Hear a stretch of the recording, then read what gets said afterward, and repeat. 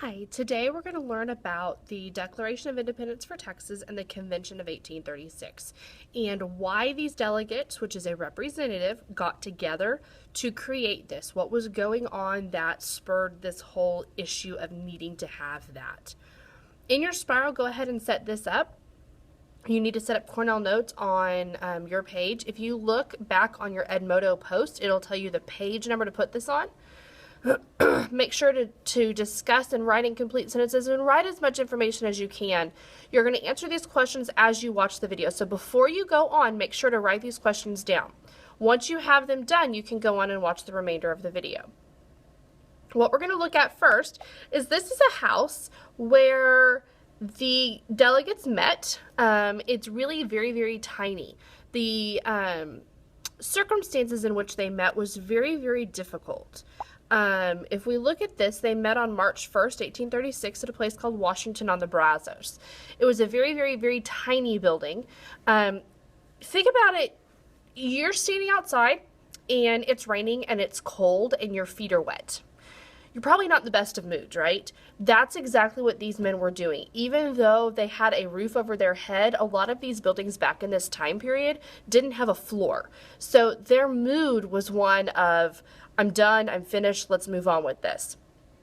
Not to mention, we had in this tiny building, we had 59 grown men. Think about how small and packed a classroom is when you have 31 students that are all in, junior high age. And that's, it's packed then. Put 59 grown men into a room and tell them to come to an agreement on something. So that's kind of the situation that's occurring here. A lot of these delegates or representatives had experience with the U.S. government. So they kind of knew how a government was supposed to work and how meetings were supposed to work. The guy who was in charge, his name was Richard Ellis. He was made president of the convention. Really, that just means that he was making sure that things ran the way they were supposed to run, people listened to what they were supposed to do, and this, that, and the other. Of these 59 delegates, you have several people who are of prominence. You have Sam Houston was there. You have several others that we will talk about later, Mirabeau Lamar and people like that. What they did when they were at this convention was they came together to really declare independence. They wanted this because this happened right around the time the Battle of the Alamo was going on. In fact, if we look back at the date, we have March 1st, 1836. The Alamo occurred right around that same period. The siege is occurring as these men are meeting to get together and create this declaration. The idea passed very quickly. This idea to declare independence from Mexico did not have a lot of argument involved, which is pretty amazing considering you have 59 men who are together. George Childress chaired the committee to write the declaration, and once he wrote it, it passed unanimously. Unanimously means that everybody agreed to do this, and that's what they needed to do.